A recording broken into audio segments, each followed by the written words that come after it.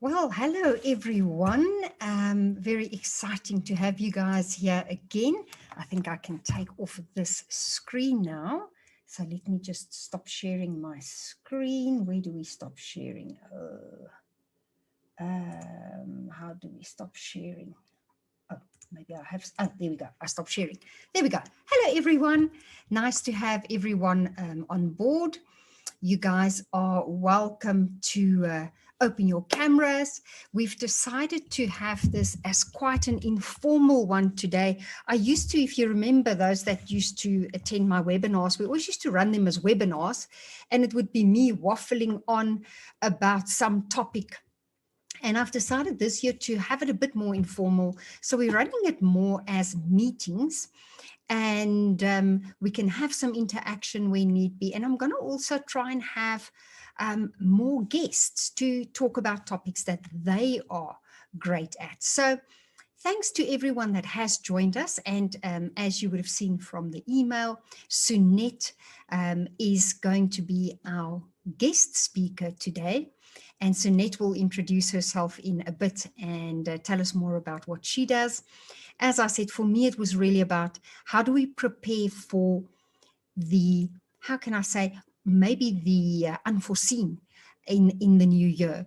And from my news articles that I had posted in the last month, we were talking about things like the different types of insurances we may want to look at, budgets, looking at our debt. But for me, it was really so many of the people I've spoken to when I was helping them with their businesses and with coaching was, but what do we do with the people? And I think that's where Sunette's going to come in and introduce herself. So Sunette, please, you are welcome to unmute. Let's see. Yeah, you can unmute yourself on that side. There we There go. we go. Welcome, welcome. Thank you very much, and thank you for inviting me to participate this evening. Hi, everybody. My name is Sunette Ansara, Sunette Brits, and I'm the owner of a company called Legal Sense. My job is to guide and advise small business owners or business owners in general um, with all the legal challenges on a day-to-day basis, whether it is staff, um, debt collection, contracts, everything. But I mean, I think front of mind at the moment and for the past years definitely been what to do with my people. I mean, that's the hot topic of the moment, and I think it's going to remain a hot topic for quite a long time to come. Sure. Yeah, that's right. So what I have seen with a majority of my clients is that a lot of them have now gone either work from home or they do have a hybrid system where sometimes they come in and sometimes they are um, joining. So some days of the week they will join and some days of the week they are working from the office. But what people fail to do then is to actually update their policies and procedures to tie in with the requirements on that, because surely what we have done for the last number of years may not fly with how things are working now, because all our policies and procedures and rules would have been for what it was like at the office. Do you want to touch on that for us, Sunette? Yes, it's actually quite interesting. I read an article this week about working from home, and even in countries like Japan, I mean, we all know Japan is super, super efficient in everything they do.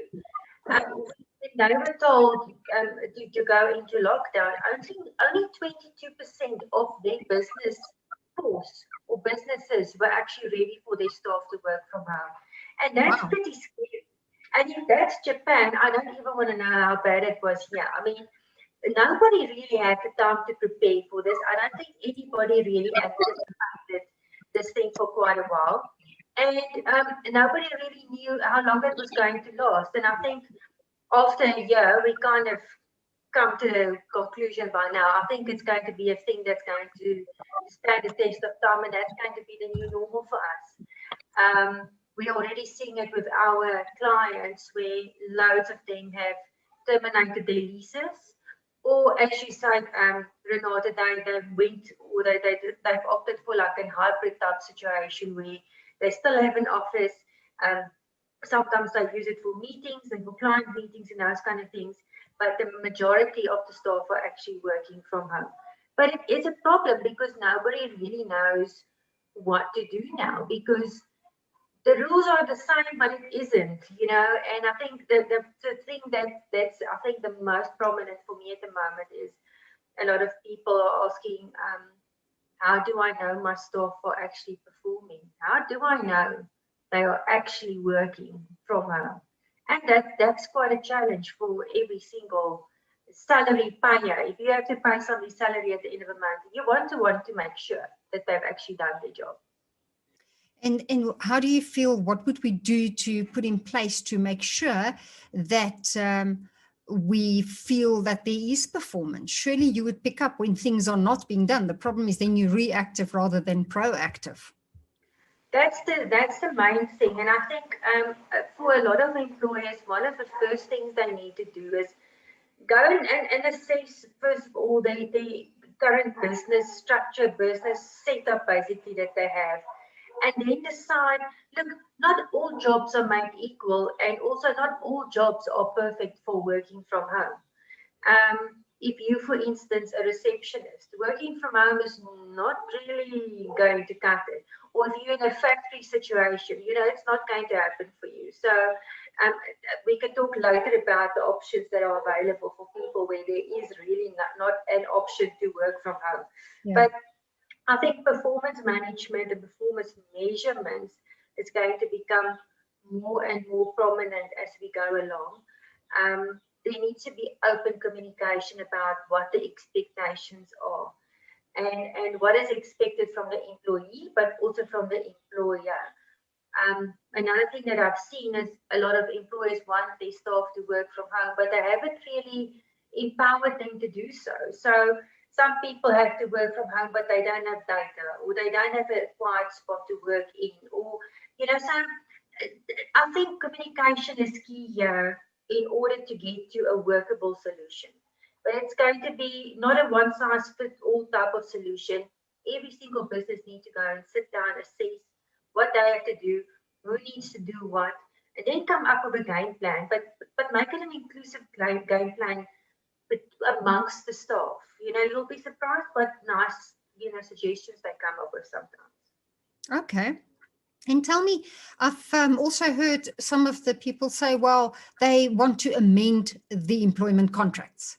And I often have to say, well, you can't just go and amend contracts after the fact.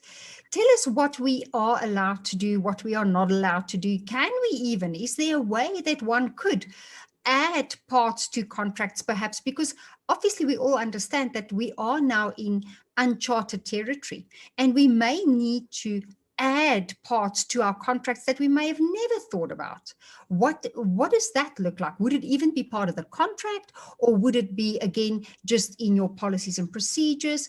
I mean, I'm thinking of something silly as your you know, in my previous accounting firms, where we would have the privacy of the clients, and also what the staff were allowed to and not allowed to do on the computers, and the sites that they were allowed to surf and not surf. Just the fact that you're working from home doesn't now change all that. The client's information is still privileged information, and you are still working in office hours. You may be doing so in your own home, and we still have that it's a work laptop. It is property of the company. So those rules still stay in place of what you are allowed to do and not allowed to do with the computer. So talk to us about what you can do with the contracts, and how do we look at these things? The main issue is that you're not allowed to change an employee's terms of their employment, or the terms on which they've actually employed them in the first place, unilaterally. So you can't approach an employee and say, oh, by the way, as of the 1st of February, this is how we're going to roll now. We've changed this and we've changed that. We decided we cutting your salary because we only want you to work 3 days a week. it doesn't happen that way, and it's not allowed. So any changes that you have to want to implement to an employee's terms and benefits of his employment needs to be agreed, and it needs to be done on a consultative basis. Um, that doesn't really hold true for the policies. The policies and procedures you can change, because that does not affect really the actual terms of employment. When I say in terms of employment, I'm talking about salaries, I'm talking about work hours, I'm talking about benefits such as leave and sick leave, those kind of things you can't touch. But when it comes to policies and procedures, obviously, that needs to be fluid, that needs to, it can't be static. It can't be. I mean, just in the last year, parental leave was introduced. So your leave policies have to be amended to actually now, accommodate that new change in the legislation. Um, Poppy is becoming, 100% effective, I think 1st of June or July, I'm not sure. So there's another new policy that literally every business has to have a Poppy policy. You might not be thinking that you need one, but you will need one. And your staff will need to actually buy into this thing. They'll need to get a bit of training. And there needs to be a policy in place in your business on how to handle confidential personal information of a data subject, for instance. So my suggestion would be is to, if there's some physical terms that need to change, for instance, your work week or the days of the week that you're supposed to work is changing, or you have to implement short time, or anything that's really impacting on the crux of that relationship, there needs to be consultative negotiation and agreement from the employees. The terms and or not the terms and conditions, the actual policies and procedures that you can change, but again, you know what, a policy is just as good um, as how good the employee understands it. So it's very important for buy-in from your employees and to have open communication again of what is expected, how it's going to be enforced. I mean, you're the queen of KPIs, and I think you need to explain to the people about KPIs. In this environment that we're in now, I mean, we're not there to check on our employees anymore. So KPIs and outcomes are becoming like one of the most important things that you're going to actually manage your staff with. Yeah, and that's the thing that we are seeing at the moment is where previously you had in the bigger offices, in the bigger companies, you would have a situation where you would have, let's call it, people working, and they would have like a direct manager.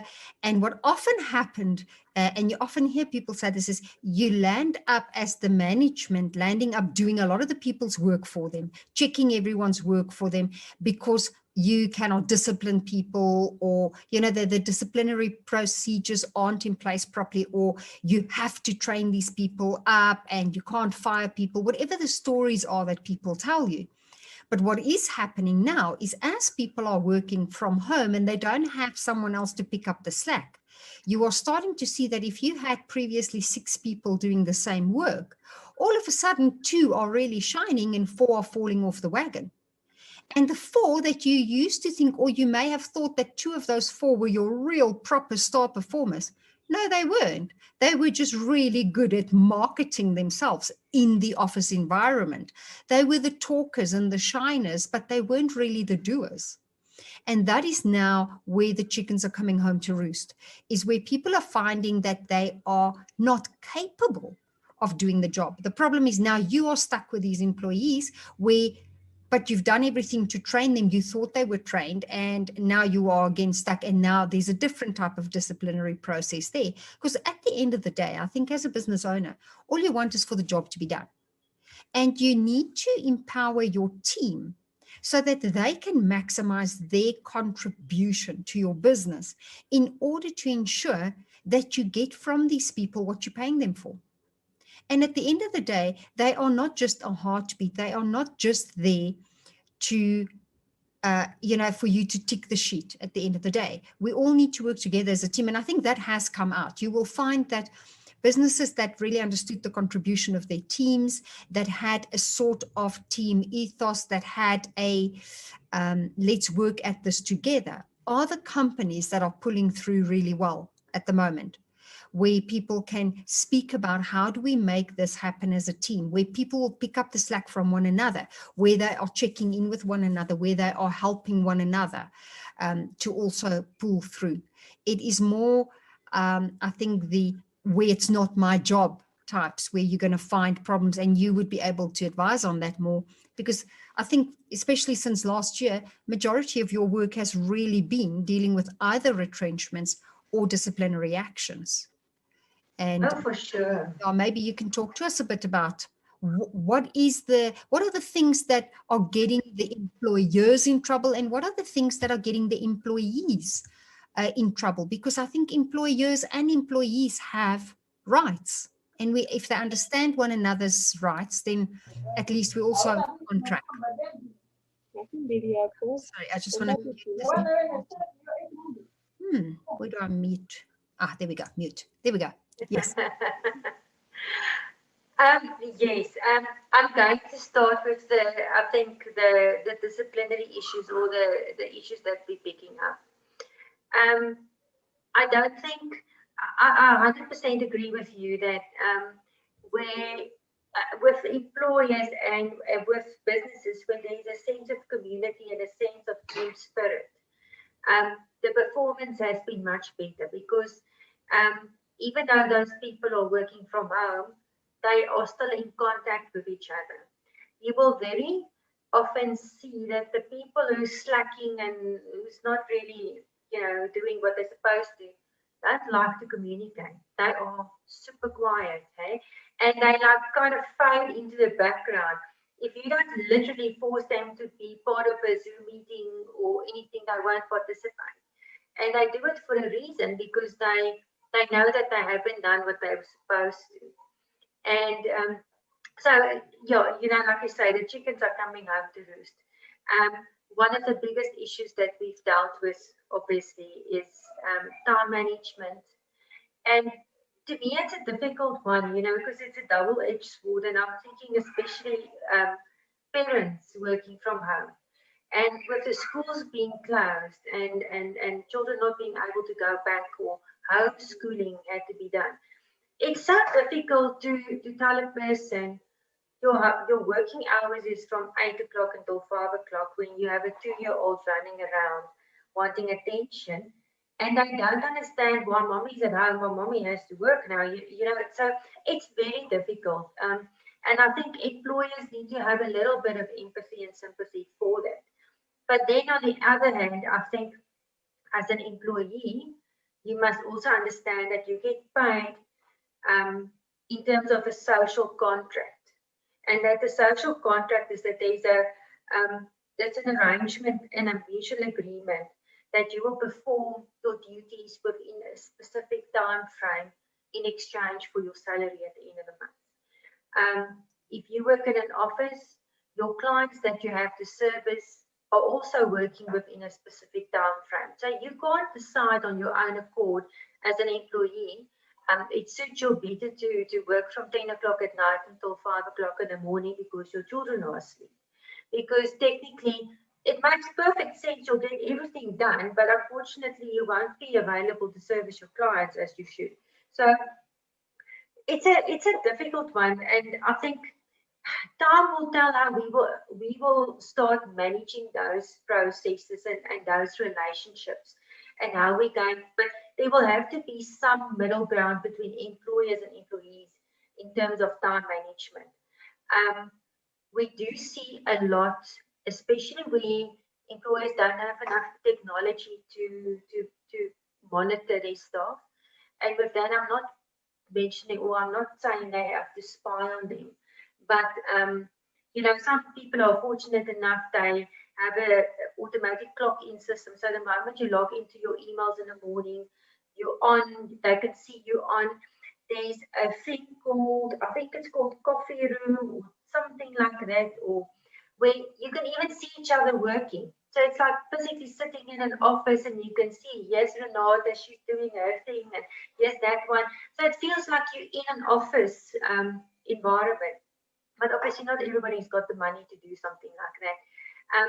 But so time management's a big thing. And even if people are available, you're not 100% sure what they're up to. So again, for me, the KPIs is very important. Your performance management is very important. Your determined outcomes and deliverables and deadlines are super, super, super important when you work from home. Um, and that's the main, I would say, disciplinary issues that we are encountering. It's basically performance, and performance is not really a misconduct, it's a performance issue. And performance can either be corrected with performance management, or you're going to virtually performance management that person or manage that person out of a job ultimately, which we can help you to do and which we have done, unfortunately, over the last year. It's quite scary to see the lack of discipline people have working from home. Some people can, some people can't. So again, it comes back to your manager or the business owner to know the people well enough to know who needs a little bit more encouragement, who you can leave to their own devices, and you know what will be done at the end of the day will be done, and others need a little bit of prompting and how are you and have you started on this and those kind of things. But and even in my own business, I've realized communication. Um, People can very, very, very quickly feel alone and isolated, and where in a normal working environment you would have somebody to like brainstorm a problem with or quickly discuss something. When you're on your own, you don't have that, luxury, and sometimes you don't want to pick up the phone and phone somebody or Zoom or whatever. And that's where mistakes happen, when people get like roped into that sense of isolation that they have. But most of the issues in terms of discipline was timekeeping, I would say. Um, and retrenchment, we can talk about retrenchment now. I think that's more of an operational issue, and where it's not really viable for a business to continue the way they have. Like you say, even hybrid sometimes is not the way to go. Or people keep a hybrid office for now until their lease expires or whatever. But I'm going to let you open that up and give your comments, and we can take it from there. Okay, thanks. Yeah. So I think, like you say, on the retrenchments, one thing we need to take into account is obviously the financial aspect of it. Like you say, even with the hybrid offices, I know what people are doing is they may have had bigger offices, they stuck in those leases, and they're learning that maybe they do have a great team and they can work from home, and hybrid where they have maybe regular staff meetings, and they could do that at one of these lease offices, or if they had a space where people could hot desk and some people could come in at certain times on certain days. They don't need these massive offices. So as soon as they're out of the bigger offices, they could go into smaller offices. But when you look at the retrenchments, you need to have the money available.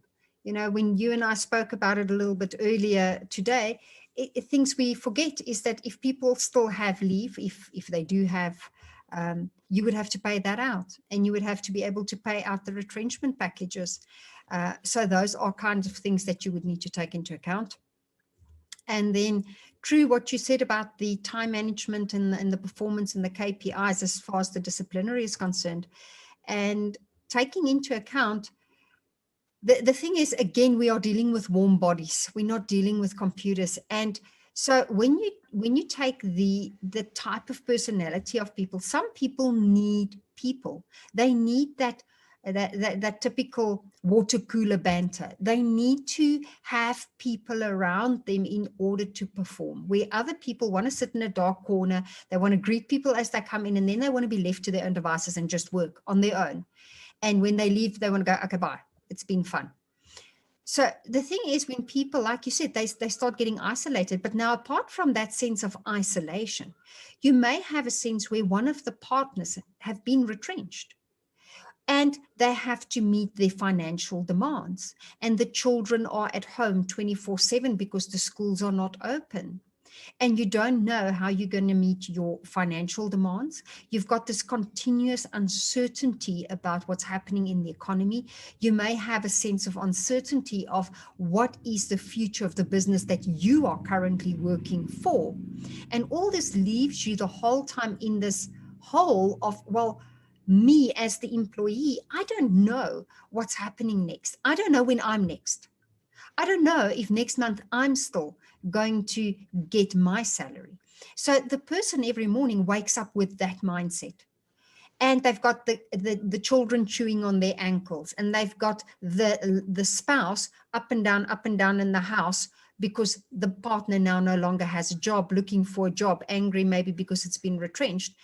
And you have to take all that into account and go, let me put that in a little box. Let me put on my pretty dress today and be the best I can be, put a smile on my face and work to my top.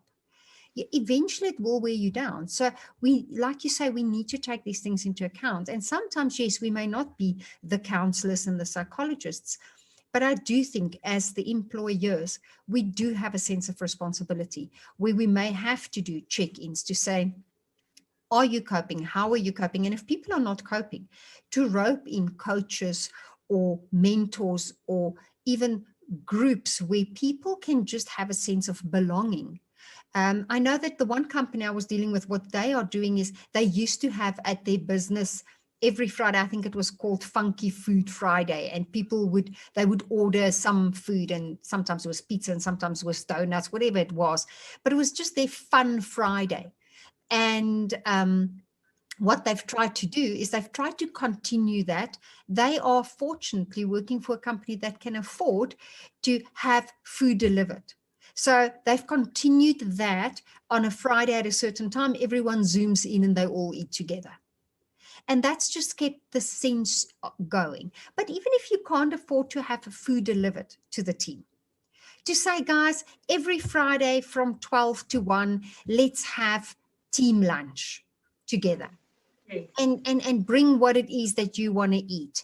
Or another company that I was doing work with, they literally started a lot of the days that they would, so their teams, they would have a weekly check-in and a daily check-in depending on the team. So they had like smaller teams working together, like 2 or 3 people, and then they would have a bigger team of the 3 people working together on projects. So what they would do is let's call it the 3 people teams, they would do a daily check-in with one another. At a certain time, everyone would just have a check-in and a cup of coffee. And yes, it was like 15 to 20 minutes out of the day. But that really mattered to these people. They would just have a little chin wag. How are you? Listen, is your kid feeling better? And it was a real safe space where if one was really struggling, the person could say, listen, guys, I'm really taking strain today. I'm just not managing to get my spirits up. And then the other 2 may say to that one, okay, well, you know what? Why don't you just let us handle the client calls this morning? Do your admin stuff. But if they knew this person was really struggling from an emotional point of view, not coping, let us deal with the client facade. You do the admin, and let's see how we can help you, just to try and support. And then when they had the weekly check-ins, to check in and really as a safe space to find that they weren't being judged, but really carried and supported. And I cannot tell you how that team from pre-COVID to current, how strong those people have become. I mean, it's like you look at this and you go like, how do people actually build something like this? How do they do this? And it's purely because they have found a safe space and because they really know that they're there. Because so often when you work in an office and you see one another and you go, how are you? No, I'm fine. And off you go and get the coffee, but you're not really speaking. Now, I'm not saying go and like, woe be me to all the people in your circle. I'm just saying that sometimes this is what people need. Some people do need that space, that safe space, that people that, and also accountability buddies. To have the accountability buddy where you can say, okay, so if timekeeping is a problem, pair people up where you've got someone that has a problem with timekeeping and one that's really good with timekeeping, and get that person rather than the manager to say, guys, let me give you a couple of tools of how I do it. This is what works for me. Let's test it. Let's see what's going to work for you. And rather have their peers work with them and see if that could work. Rather than them being shouted at. I'm just trying to find, because we're going to have these things and it's going to become issues and bigger issues. So maybe just trying to find some solutions around that. Yeah, so, but as far as your disciplinary policies and procedures go, those you would be able to amend because they're not part of your contract. You mentioned earlier that one could amend your policies and procedures, just not your contract. Yes, that's correct. And what we normally do with our clients, if we do such an amendment for whatever reason, and now like the working from home thing, is we have a meeting with all the staff and say, look, this is the plan, this is the policy, let us go through it, let us explain to you why we've put this in, let us explain to you why we've put that in. Because if you don't know why a rule is in place, then you're not going to buy into it in the first place. So, and it seems to be working pretty well, you know, if you have that, you know what, nobody wants to get a contract shoved under their noses and whatever and say, sign, you know, you feel threatened, you feel intimidated, and you're immediately negative towards, no matter, it could be a raise, if it's presented in the wrong way, you know, it will be actually perceived in the wrong way. So it's all about how you present this to your employees. And like you say, now is a good time to open up communication channels again.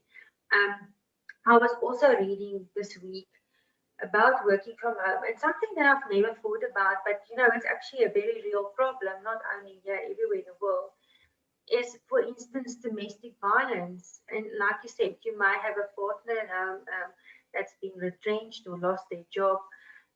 You might have a partner at home that's physically or verbally abusive. So you now you work in this absolutely hostile environment that you didn't choose. In fact, it would have been better for you to work at the office because it's a safe space for you, or you work in a place where your partner is an alcoholic or you have a substance abuse problem. So you don't think about these things, and now is the time for us to confront this and to come up with workable solutions of how we're going to address this. But I think one thing COVID has definitely taught us is how to be kinder to each other.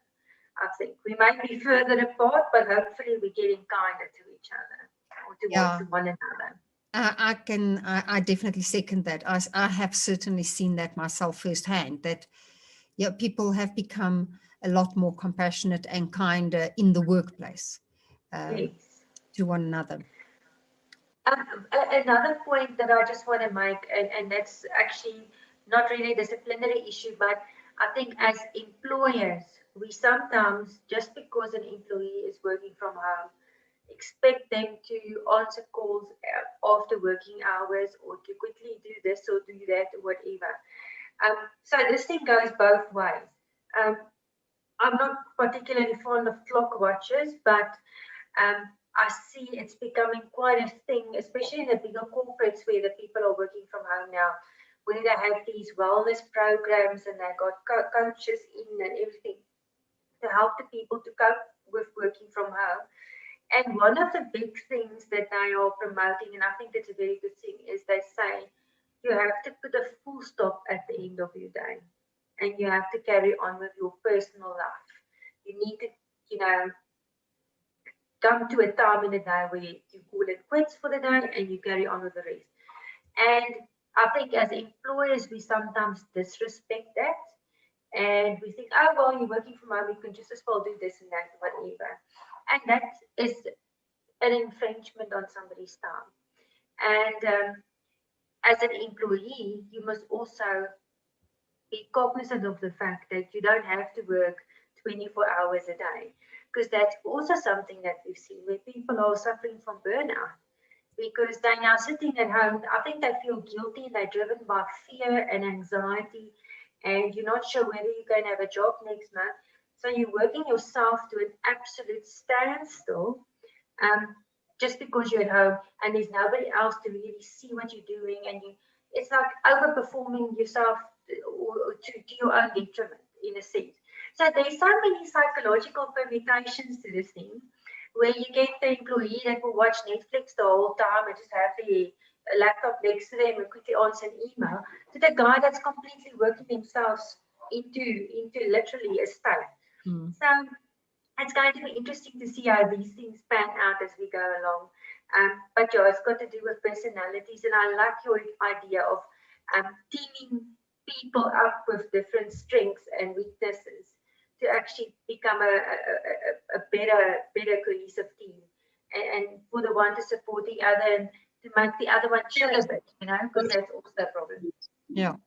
Because it's fun. And we trust. There we go.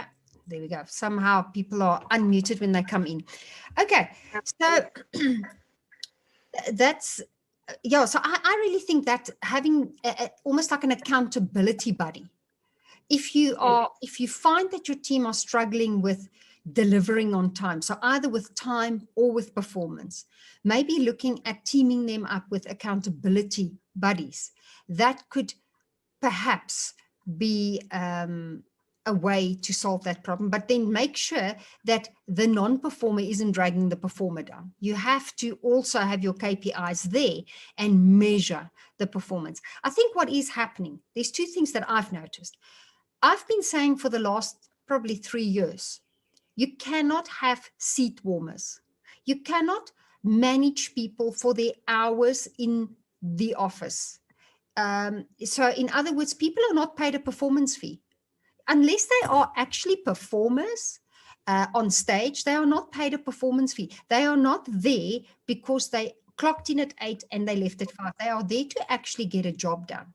So that thing of having seat warmers is long gone. And I think what's happening now is COVID has forced us to start acknowledging this point. The other thing is, all of a sudden, business leaders, managers, the team leaders are now forced to actually start leading and to start managing. No longer can you just have your team there, chuck them in to do their work and expect the stuff to come out. You have to actually make sure stuff comes out. You have to be able to measure things to make sure that what you asked for versus what you're getting are actually tying up. So there is some input required there as well. And I think, especially in small businesses, sometimes those two fall a bit by the wayside. But then I think what also happens here is we find with the finances, what becomes problematic is the infrastructure and the IT security. And you may have also dealt with that on your side, Sanet, from the legal side. Yes, we actually have seen quite a few issues there, and working from home has its advantages, but for an employer,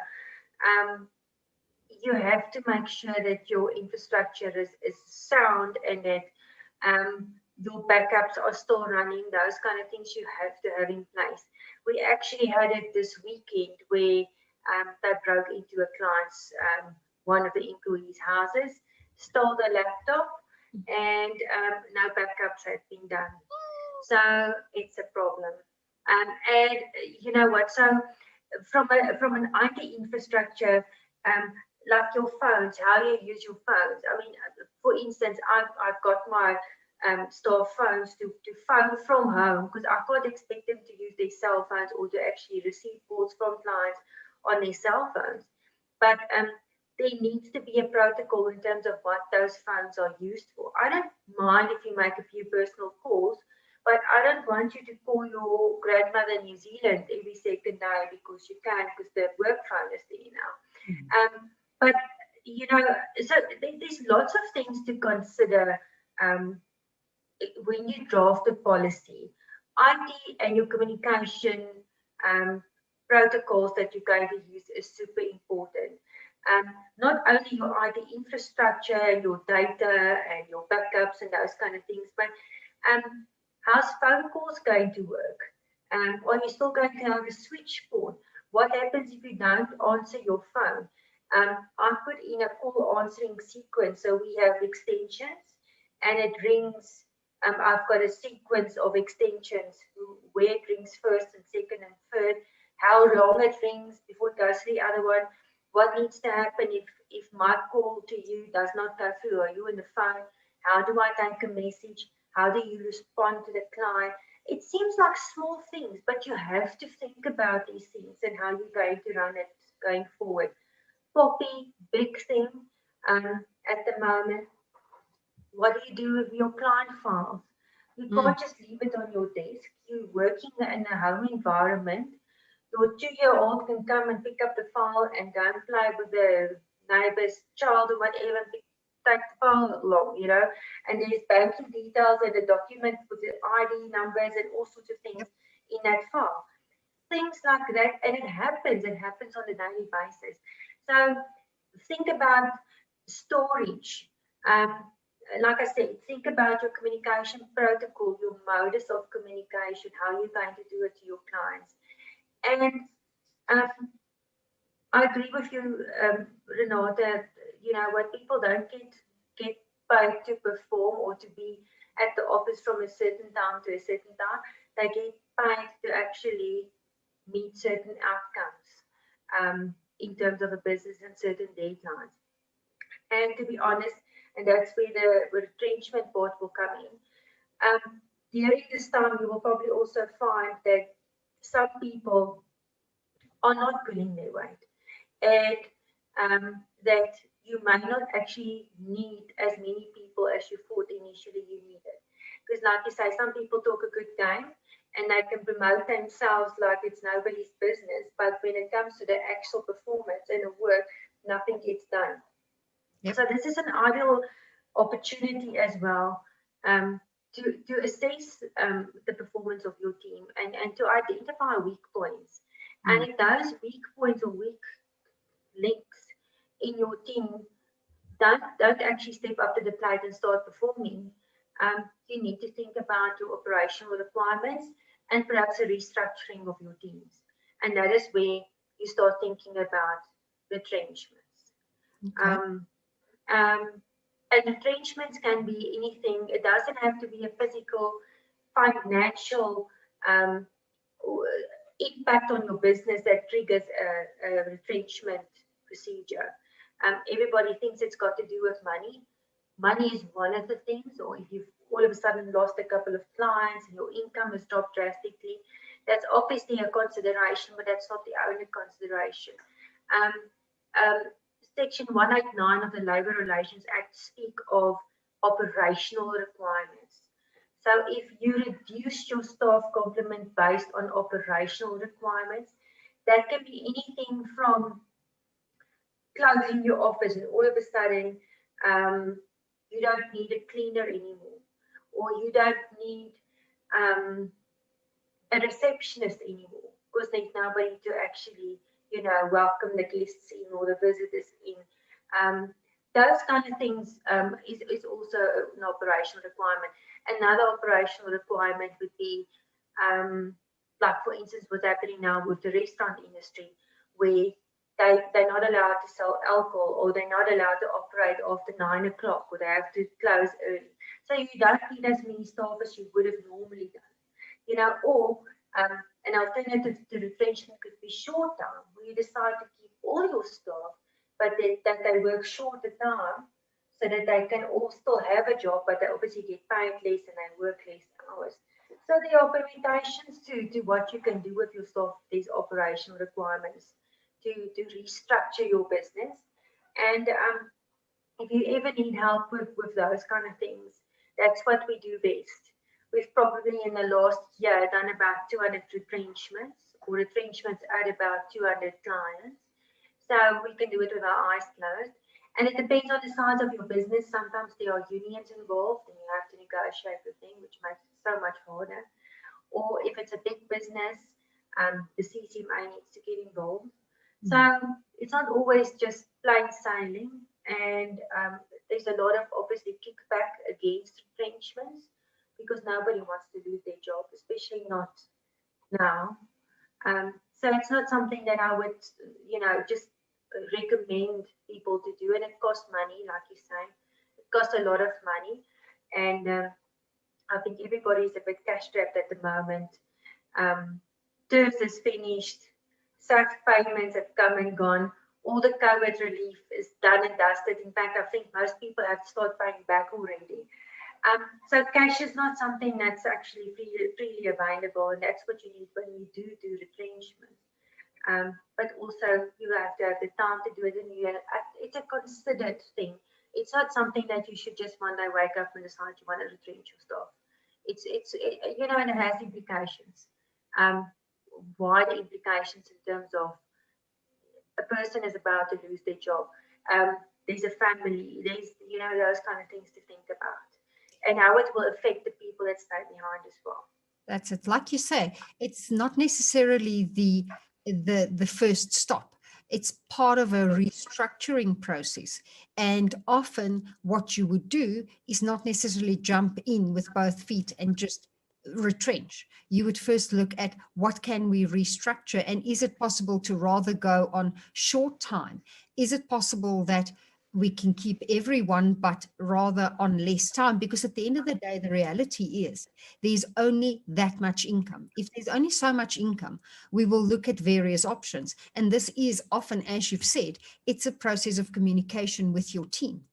And your team is also involved often in these decisions. But when you do reach deadlock and you can't get to a point where you've got maybe short time with your entire team, then you are forced to retrench. Then you may not have any other alternatives. But I think what was valuable is that you said, we so often assume that, oh, you have to be in a financial position, a worse off position to retrench. Because I do think what's happened is the way things have changed and how people have gone online. What's happened is that certain positions have become redundant. And if I can refer back to your example, you mentioned a receptionist, for instance. Now, I'm not saying in all cases receptionists, but if you look at a business where beforehand you had a business where clients were coming in for meetings, and you had a lot of meetings happening and the phone was ringing all the time. And now what's happened is most of those meetings have moved online, if at all. You may have lost some clients, and there is very little telephone calls happening. What would happen is maybe you would not need someone full-time just sitting in reception, because all that receptionist that was meet and greet clients, made coffee when the clients came in, and answered the phone.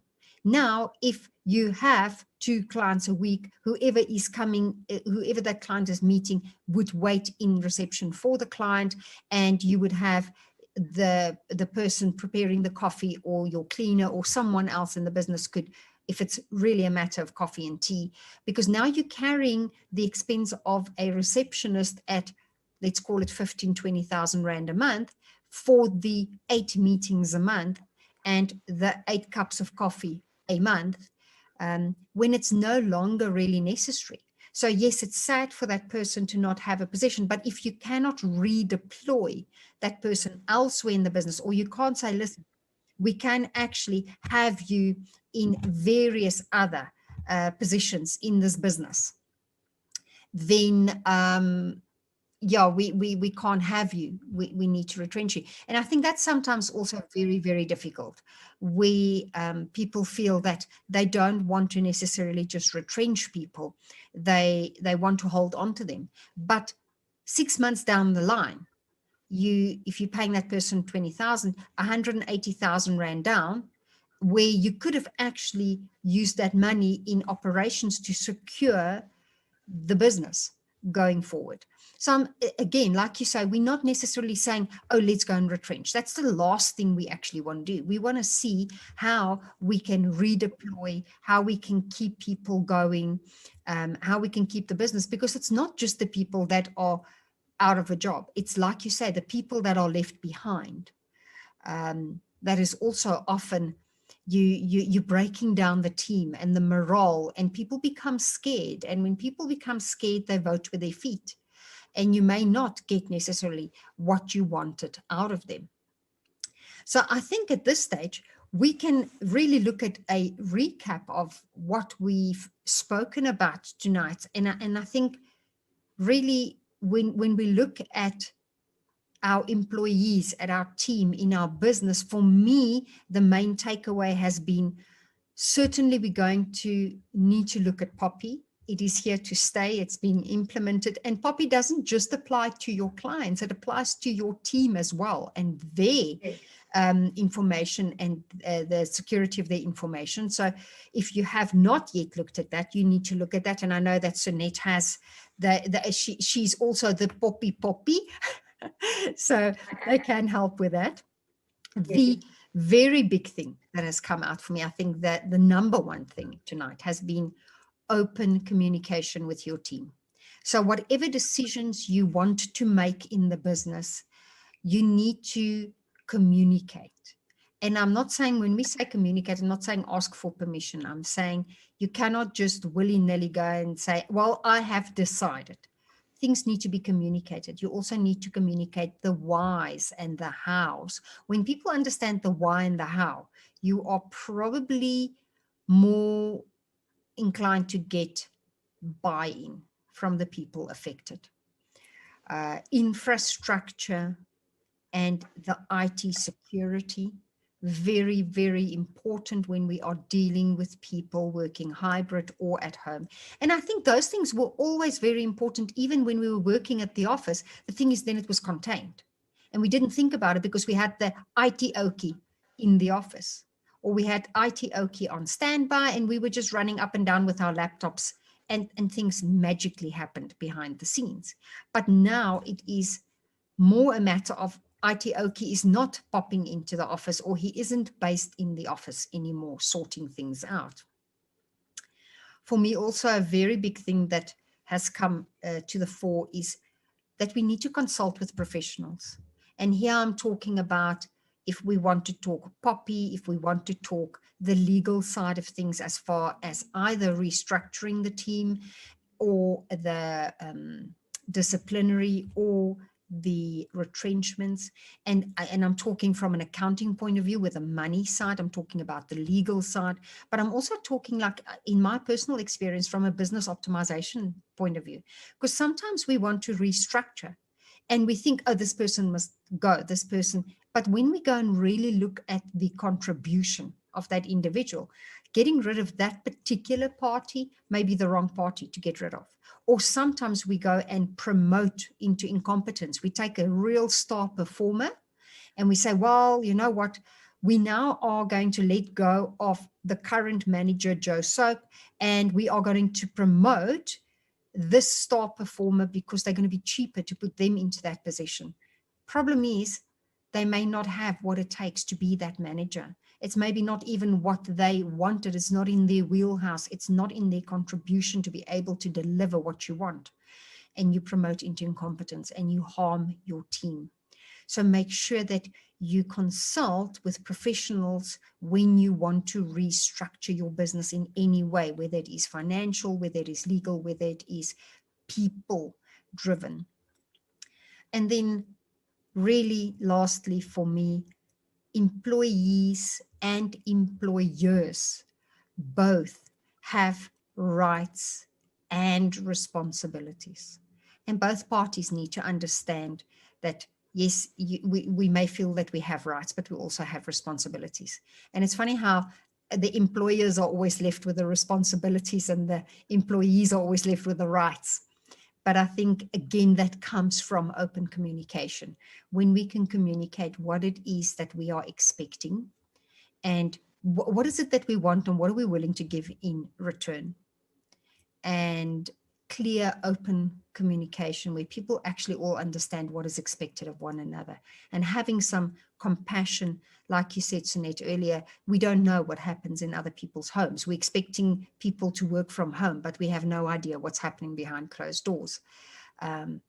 Whether it be partners, whether it be children, whether it be financial stress and struggles, whether it be crazy barking dogs next door, or whether it be you had it and I had it, where with a storm, our walls collapsed. Both Sunette and myself had that, where literally our neighbors' perimeter walls collapsed. So we were both living in what appears to be building sites, and both our homes were flooded. And this is what you have to contend with. You go like, okay, let's pick up our stuff. Let's just move over the water. Let's clean up a bit, and then let's continue working. You don't know what people are dealing with. Sunette, anything else that we've got another 5 minutes here? Anything that you would like us to think about on the recap? And just before I hand over, sorry, if anyone out there want to pop a question, please, in the chat block, you're welcome to pop us some questions. Michelle, if anyone has popped through some questions, you can also let us know. Sunette, over to you. Yeah, no questions at the moment. Thanks, Michelle. Okay. I think from my side, I think what we need to understand and what employees need to understand is it's fabulous working from home for them, but it's not an absolute right as well. They must always keep at the back of their minds that they need to fit into what is in the best interest of an employer. So if your employer recalls you back to the office for some other reason, you can't now decline and say, no, sorry, I'm not prepared. I'm settled at home now. I'm not going back to the office. So they must also understand that that may not be, a permanent situation. But I want to actually throw a few, or play a bit of devil's advocate now, and just quickly chat about vaccines and what will happen, and whether it will become a prerequisite, or whether an employer can actually expect of an employee to be vaccinated, especially if they work in an office environment or in a public environment. And I think we'll see how this thing pans out, but I have a feeling that it will also become an operational requirement. So that's my take on it for now. Like I said, I think as many people there on earth, as many opinions you will get, legal opinions, in terms of what will happen. But from my perspective, and Renata and I spoke about it earlier, and she said to me, what about people's human rights to choose whether they want to be vaccinated or not? And I think people need to understand that, yes, you have human rights. We have a constitution that grants you certain human rights. But you must never forget, Section 36 of the Constitution limit those constitutional rights or human rights that you have.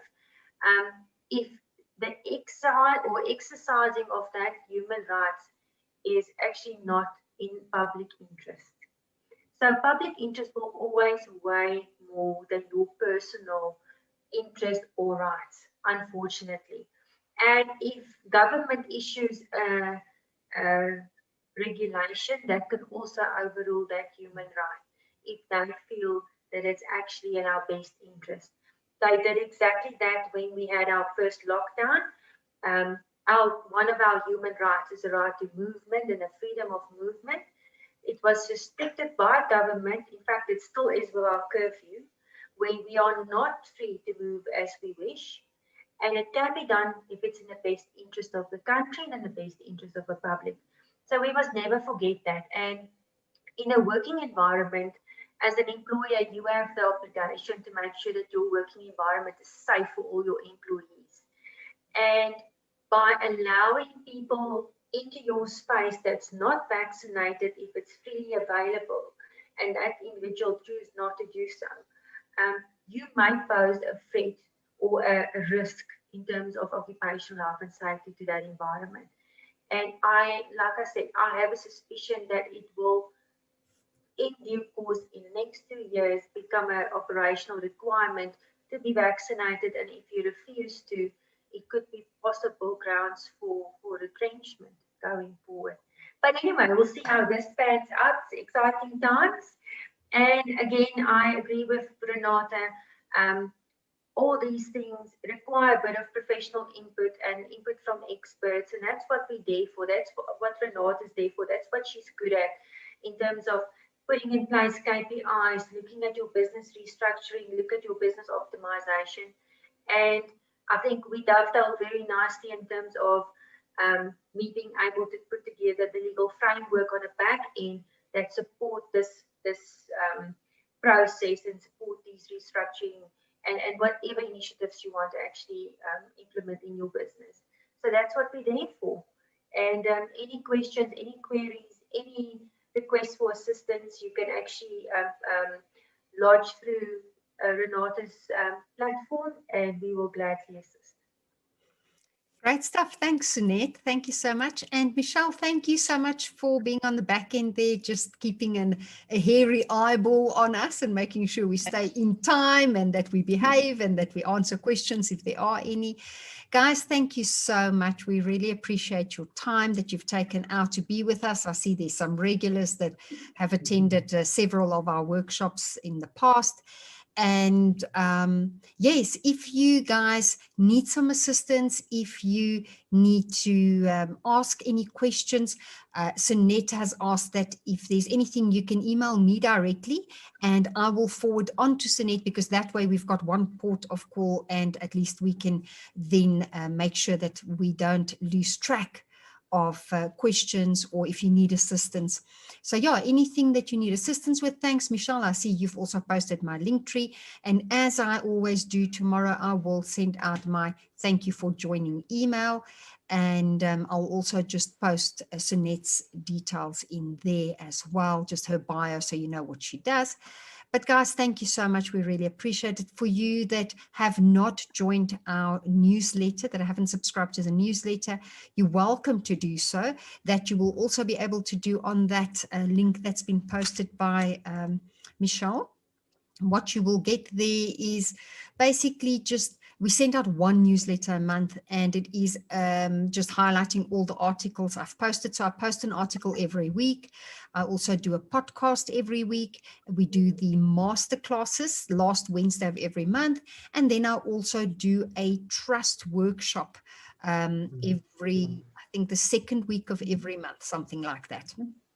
So that is it from my side.